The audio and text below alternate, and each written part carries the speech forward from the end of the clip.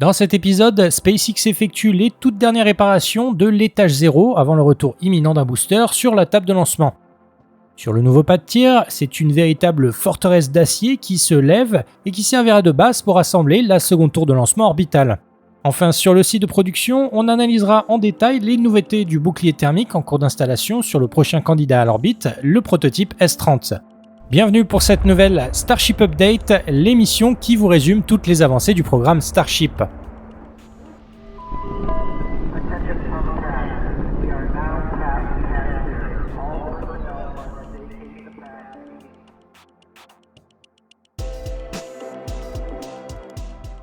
Allez, salut à tous et merci de répondre présents toujours plus nombreux pour notre petit rendez-vous BTP Fusée. Cette semaine, vous l'aurez compris, on commence notre visite de la Starbase sur le site de lancement pour faire un rapide point sur les dégâts laissés derrière le booster B11 et le Ship 29.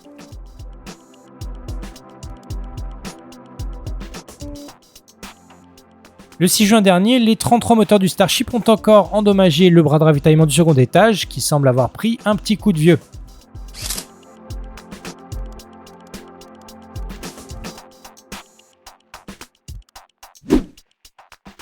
12 jours plus tard, la grue Grover a été attachée au Ship Quick Disconnect pour repositionner une fois de plus le bras de ravitaillement de la tour de lancement.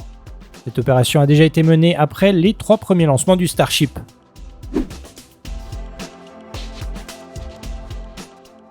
Quelques heures à peine après le lancement de l'OFT-4, le 4e vol test du Starship, le photographe Starship Gazer était sur place pour enregistrer ces images des équipes de SpaceX au travail pour nettoyer les abords du pas de tir.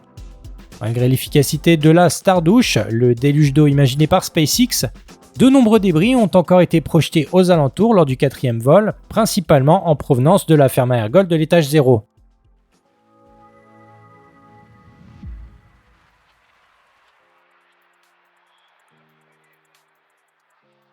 Dix jours après le lancement du Ship 29, le travail a repris sur le pas de tir pour démanteler les 3 derniers réservoirs verticaux construits par SpaceX au début du projet.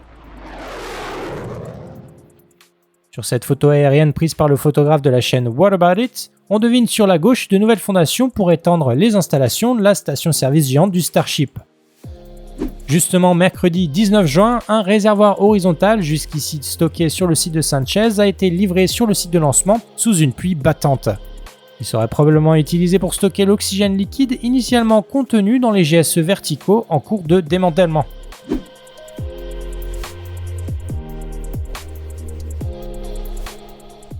Un petit peu plus loin, les 3 derniers GSE ont visiblement été vidés de leur perlite, une roche volcanique expansée qui sert d'isolant thermique entre la coque externe de protection et les réservoirs d'ergol.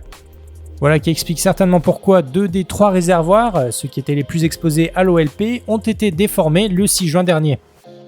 Vous l'aurez compris, il est probablement temps pour SpaceX de démonter les derniers réservoirs verticaux qui auront très probablement disparu d'ici le lancement de l'OFT-5, le 5e vol test du Starship.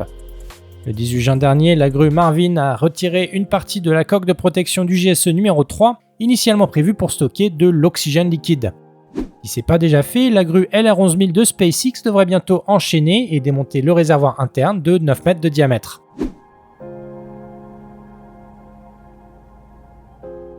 Pour rappel, SpaceX a progressivement remplacé les GSE verticaux par toute une brochette de hot dog, ces réservoirs horizontaux qui alimentent le premier pas de tir orbital lors des tests et des lancements du Starship. Since Flight 3, we've made a few more upgrades, helping to bring Prop Farm 2.0 online. That's just going to help us to continue to shorten the amount of prop load time that we're going to need. We're also going to be using it for Launch Tower number 2, which is going to be coming to Starbase real soon. Autre info intéressante, comme vous l'aurez entendu, SpaceX vient de confirmer lors de leur dernier live que les installations sol de la première tour seront raccordées et réutilisées pour alimenter le nouveau pas de tir et surtout la seconde tour de lancement en construction à Boca Chica.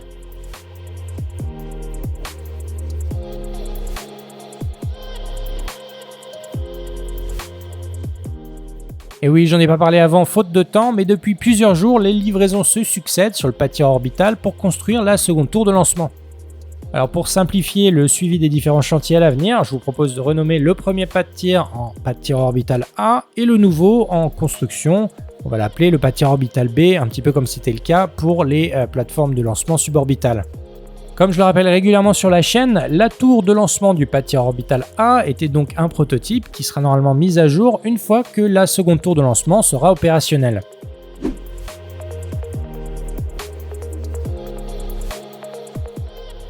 La nouvelle tour en cours d'assemblage est donc une version optimisée de la première, construite à Boca Chica, et de la seconde aussi commencée au Kennedy Space Center, sur laquelle on repère d'ailleurs très facilement les premiers changements en observant les pièces livrées sur le site de lancement de la Starbase.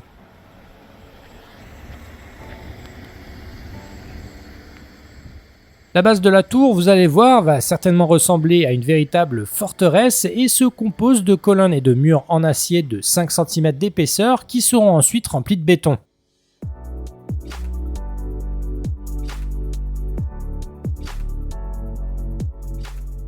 La première colonne a été mise en place le jeudi 13 juin dernier, comme on peut le voir ici sur ces images capturées par Starship Gazer. Dans la même journée, une seconde colonne a été placée pour former l'un des deux murs qui fera face à la nouvelle table de lancement du Starship.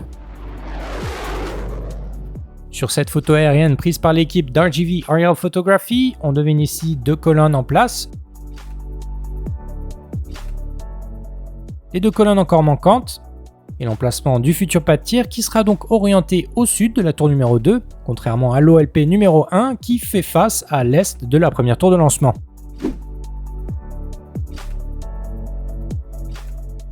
Sur ces images de Starship Gazer, on devine aussi des enregistreurs de la marque Geocon installés entre les colonnes de la tour de lancement.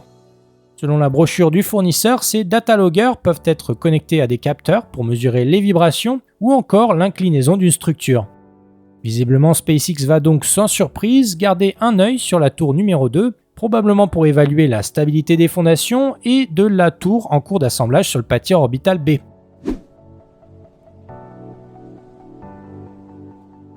Les deux colonnes manquantes ont été très vite mises en place dans la nuit du 14 au 15 juin et 24 heures plus tard, les premières sections du mur ont été installées par SpaceX. Comme toujours, les équipes du site de lancement avancent à vitesse grand V et au moment où j'écris ces lignes, la base en acier de la tour semble déjà quasiment complète.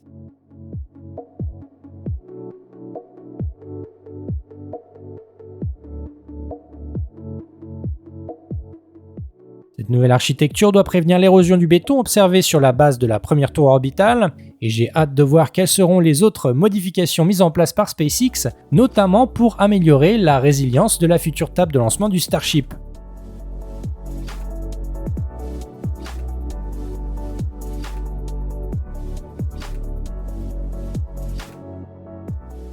Quelques heures après le lancement du B11 et du Ship 29, l'équipe d'RGV Aerial Photography était donc dans les airs et a capturé cette image prise à la verticale du pas de tir orbital A.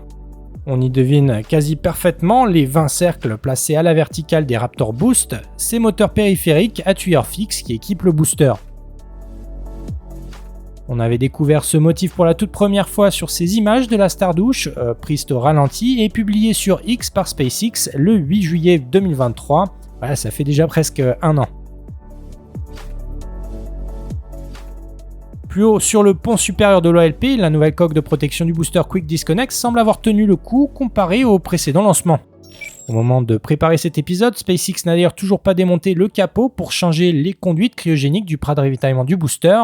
C'était un petit peu une tradition jusqu'ici, et c'est donc la première fois depuis le lancement du booster B7 et du Ship 24 qu'ils ne font pas ce changement de conduite cryogénique.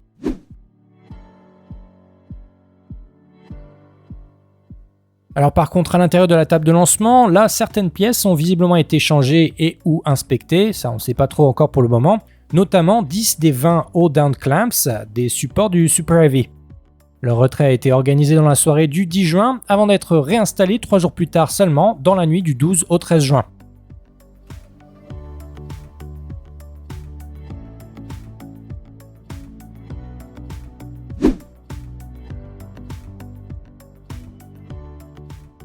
Enfin, dernière info concernant le pas de tir orbital, SpaceX a aussi réinstallé les broches de centrage du premier étage.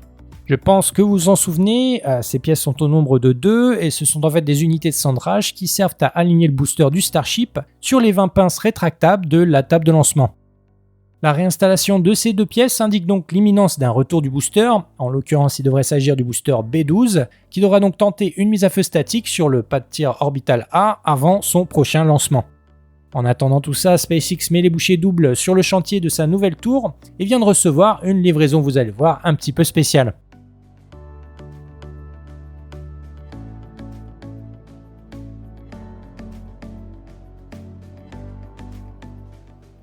Et oui, lundi 10 juin, un convoi particulier a fait son apparition sur la route qui relie le site de production au site de lancement. Il s'agissait de plusieurs camions chargés des pièces et des contrepoids d'une grue CC 8801 aux couleurs de l'entreprise Sarens. Très vite, la grue LR11000 de SpaceX a été réquisitionnée pour assembler les éléments du mastodonte capable de soulever jusqu'à 1600 tonnes, soit 250 tonnes de plus que la grue utilisée à l'époque pour assembler la première tour de lancement de Boca Chica.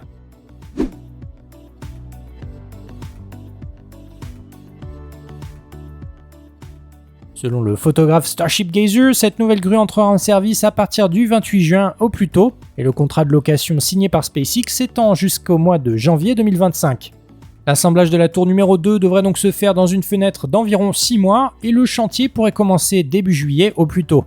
Pour ça, il faudra encore attendre la livraison des dernières sections préassemblées sur le site du Kennedy Space Center.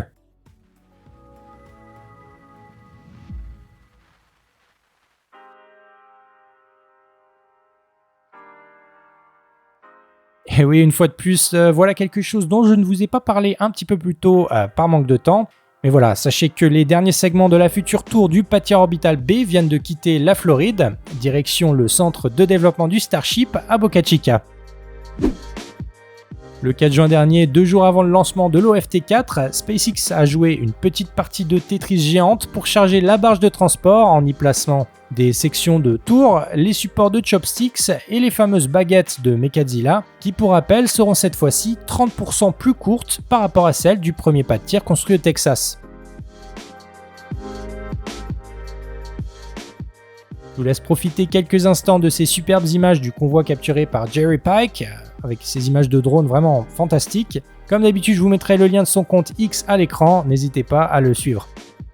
Le convoi est donc parti et devrait arriver d'ici la fin du mois pour rejoindre le site de stockage de Sanchez, situé derrière les bâtiments d'assemblage du site de production où vient d'être rapatrié le Ship 26.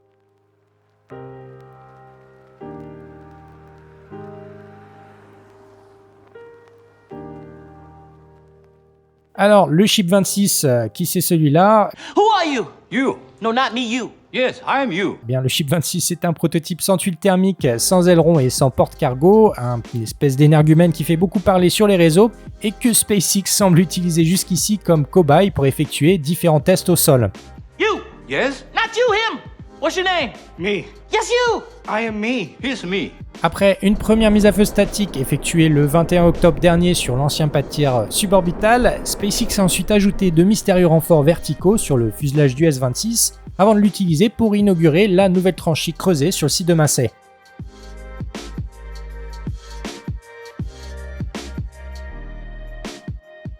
Une semaine après cette mise à feu spectaculaire, dommage, personnellement j'espérais quelques images officielles de la part de SpaceX, le Ship 26 a donc quitté son banc d'essai pour être installé sur un support de transport dans la nuit du 10 au 11 juin dernier. Propulsé par 2 remorques automotrices, le second étage a ensuite pris la route pour rejoindre le site de production où il attend sagement parqué sur le fameux Rocket Garden, une zone de stockage et d'exposition située aux limites de la Starbase.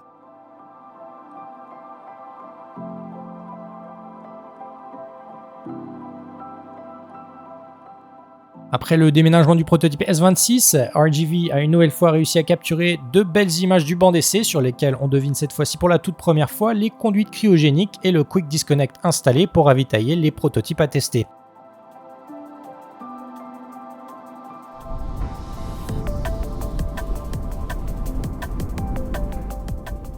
Le prochain sur la liste, après le retrait d'un des 3 Raptor Vacuum effectué le 5 juin dernier, devrait en principe être le Ship 30.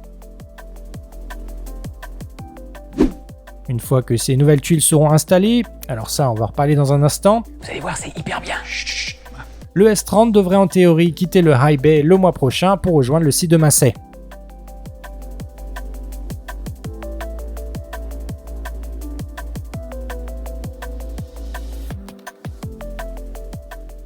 Souvenez-vous, on en a parlé rapidement dans l'épisode 134, sur l'ancien stand de tir transformé en laboratoire géant, SpaceX a donc mis à l'épreuve le prototype B14.1, une sorte de mini-booster créé pour valider la résistance des points de levage du Super Heavy dans le cadre d'un possible rattrapage.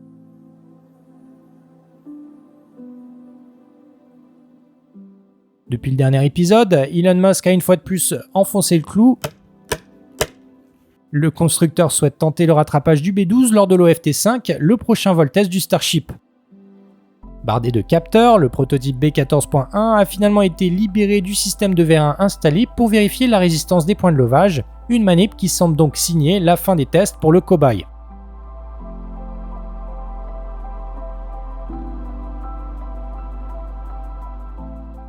À proximité, les équipes du site de Massey continuent leur travail sur le nouveau banc d'essai qui sera probablement dédié aux tests structuraux du Starship V2.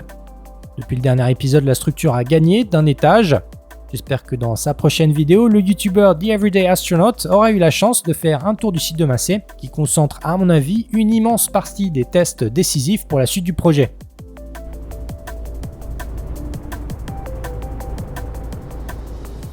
Parmi ces tests, de nombreux essais auront pour objectif de valider l'architecture des futures générations de prototypes qui vont visiblement continuer à gagner en puissance. Et oui, en effet, figurez-vous qu'à proximité du nouveau banc d'essai en construction, la pièce d'un nouveau simulateur de poussée vient d'être repérée depuis les airs.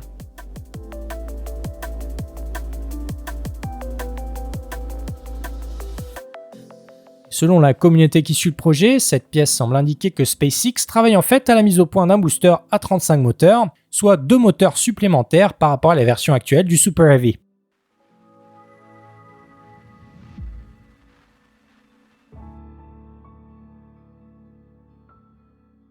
Quelques heures avant l'OFT4, pendant que tous les regards étaient tournés vers le site de lancement, dans les grands bâtiments du site de production, SpaceX poursuivait l'assemblage d'un nouveau booster, le prototype B15.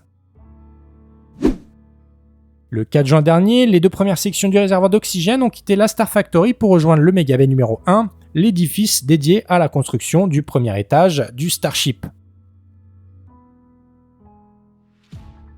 Les 8, 12 et 13 juin dernier, 3 sections d'inox supplémentaires ont été empilées pour continuer l'assemblage du booster B15.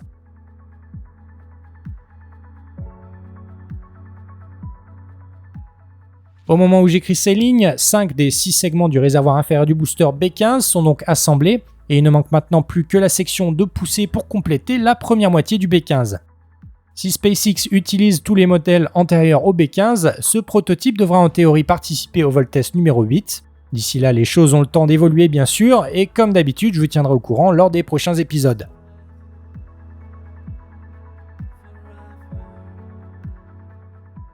D'ailleurs, sachez pendant que je bouclais cette update, la descente de méthane du B15 a été livrée devant les bâtiments d'assemblage de la Starbase.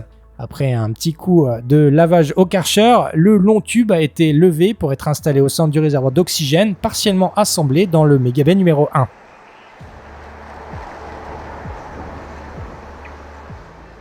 Pendant cette opération, on a pu repérer de nouvelles modifications apportées au long tube de transfert, de nouveaux renforts ont été ajoutés et une nouvelle structure a fait son apparition à la base du long tube, qui sert aussi de réservoir d'atterrissage de méthane. Cette nouvelle structure en forme d'accordéon, ça rappelle un petit peu aussi le coude d'une paille, pourrait permettre à la pièce de se déformer plus facilement, soit pour améliorer la tolérance du downcomer à la contraction-dilatation thermique. Ces modifications amélioreront peut-être la fiabilité des futurs Super Heavy, notamment lors des manœuvres du Boost Pack Burn et du Landing Bird, lors des futurs lancements du Starship.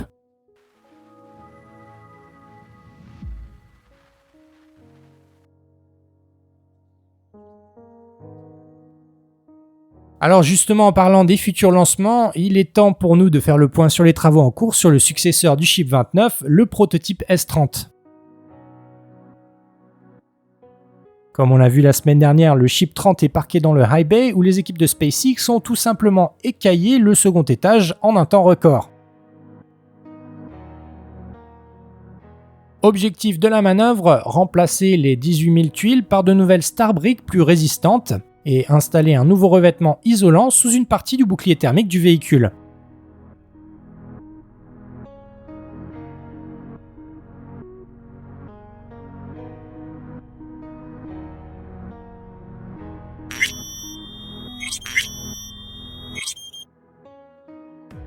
Comme souvent, grâce aux images prises par Starship Gazer, on a pu suivre ce chantier titanesque au plus près et puis sans avoir à subir la chaleur et les moustiques texans. Donc encore une fois, merci Starship Gazer. Première étape, les techniciens utilisent un outil pour vérifier le positionnement du système de triple fixation des tuiles thermiques. Comme on l'a vu ensemble précédemment, pour enlever une Starbrick, les ouvriers sont obligés de percer la pièce pour la libérer des 3 doubles pointes qui les maintiennent contre le fuselage en inox du Starship. Comme vous pouvez le voir, cette manip est plutôt brutale et pourrait probablement déformer ou déplacer les fixations des Starbrick. Ça explique donc cette première étape préliminaire de vérification des points de fixation.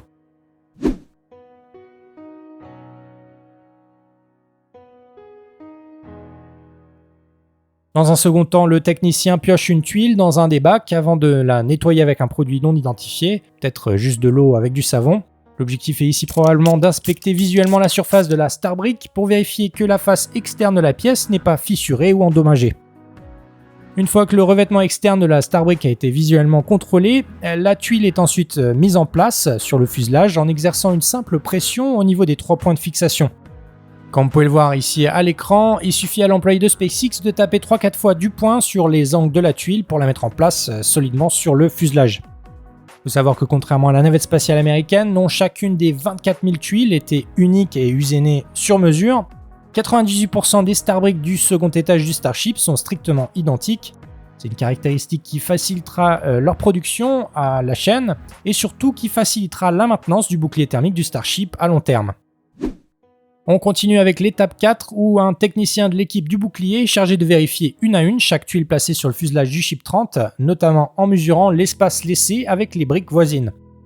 Le technicien utilise ensuite une petite craie pour marquer la tuile avec la notation validant ainsi le positionnement final de la pièce du bouclier.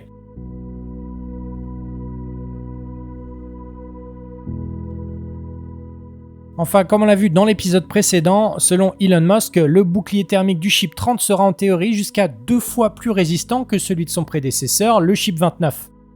En effet, avant de placer les nouvelles tuiles, sur certaines parties du fuselage seulement, SpaceX a remplacé la laine de kaolin blanche par un isolant noir, probablement du Piron. Ce polymère est composé de fibres acryliques chauffées à très haute température pour stabiliser sa structure moléculaire et rendre le matériau extrêmement résistant aux flammes et à la chaleur. C'est peut-être une coïncidence, mais sachez que le Piron est notamment fabriqué par l'entreprise Zoltech, spécialisée dans la production de fibres de carbone, et qui possède d'ailleurs une usine de production au Texas, à seulement 8 heures de route de la Starbase. Entre-temps, sachez aussi que SpaceX a récemment recruté des techniciens en CDD pour installer, je cite, des matériaux isolants sur diverses parties d'un lanceur, fin citation, et l'offre d'emploi cite spécifiquement le Piron.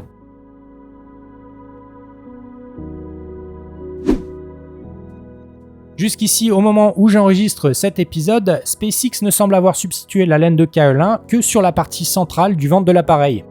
C'est d'ailleurs à cet endroit précis qu'une tuile du Ship 29 a été remplacée par un matériau qui ressemble étrangement au revêtement en cours d'installation sous les tuiles centrales du fuselage du Ship 30. Le constructeur qui a donc visiblement planifié cette mise à jour bien avant l'OFT4 y installe actuellement le supposé Piron sous la forme de longs rouleaux pré-percés pour laisser passer les pointes de fixation des nouvelles Starbrick. Avec un petit peu de chance, on en saura plus très prochainement sur ce mystérieux bouclier de secours en cours d'installation, notamment lors de la sortie du très attendu épisode de The Everyday Astronaut tourné en compagnie d'Elon Musk. Alors comme d'habitude, je vous tiendrai évidemment au courant lors de la prochaine Starship Update publiée sur la chaîne. Alors si c'est pas déjà fait, je vous invite à vous abonner, à activer les notifications, et puis si cet épisode vous a plu, à laisser un petit commentaire, ça me fait toujours plaisir de vous lire. Merci énormément d'avoir suivi cet épisode jusqu'au bout, prenez bien soin de vous, ciao.